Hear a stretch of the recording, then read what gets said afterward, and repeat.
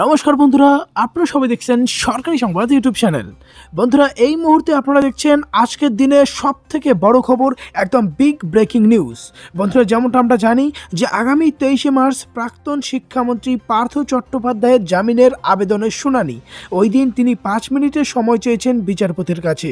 আদালতকে কিছু বলতে চান পার্থ চট্টোপাধ্যায়, সেটা বলতে যাতে পারেন সেটার জন্যই তিনি সময় চেয়েছেন। এর আগেও রাজ্যের প্রাক্তন শিক্ষামন্ত্রী আদালতকে জানিয়েছিলেন অনেক কিছুই বলার রয়েছে, তিনি শেষ রাব বলতেও চান, কিন্তু আদালত বলার সুযোগই পাচ্ছেন না। নিয়োগ দুর্নীতির মামলায় গ্রেপ্তারির পর থেকেই তাকে নিয়ে জনমানুষের কৌতূহলের অন্ত নেই। এমনকি জেলে তিনি কিভাবে থাকছেন, সহবন্দীরা তার সঙ্গে কেমন আচরণ করছেন, সেসব নিয়েও রাজ্যবাসী যথেষ্ট কৌতূহলী।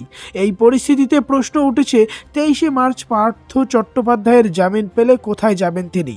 বৃহস্পতিবার মামলার শুনানিতে আদালতে আসার পর প্রাক্তন শিক্ষামন্ত্রীকে প্রশ্ন করেছিলেন তার ঘনিষ্ঠরা। জানতে চেয়েছিলেন তৃণমূল কংগ্রেসের প্রাক্তন মহাসচিব কি তার নাকতলায় বাড়িতে ফিরবেন। উত্তরে পার্থবাবু বলেন, তিনি প্রথমে যেতে চান নিজের নির্বাচনী কেন্দ্র বেহালা পশ্চিমে। বর্তমানে তিনি তৃণমূল মহাসচিব নন, তিনি রাজ্যের মন্ত্রীও নন, তবে এখনও তিনি বেহালা পশ্চিম কেন্দ্রের বিধায়ক, নির্বাচিত জনপ্রতিনিধি, আর তাই নিজের এলাকার বাসিন্দাদের প্রতি তার দায়বদ্ধতা রয়েছে। সেই দায়বদ্ধতা থেকেই জামিন পেলে নিজের এলাকায় যেতে চান পার্থ চট্টোপাধ্যায়।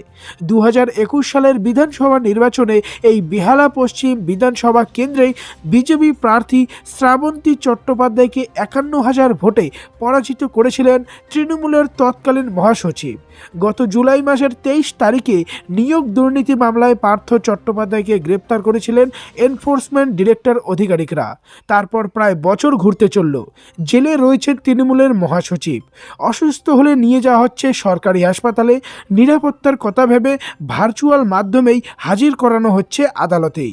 নিজের নির্বাচনী এলাকার বাসিন্দাদের সঙ্গে সেই হিসেবে প্রায় তার যোগাযোগই নেই। ইতিমধ্যেই তৃণমূল কংগ্রেসও তার সঙ্গে দূরত্ব তৈরি করেছে। তারপরও পার্থ চট্টোপাধ্যায় বুঝিয়ে দিয়েছে তিনি তৃণমূল কংগ্রেসের প্রতি অবস্থাশীল। বৃহস্পতিবারও ঘনিষ্ঠদের তিনি জানিয়ে দিয়েছেন তৃণমূলে তিনি ছিলেন, আছেন এবং থাকবেন।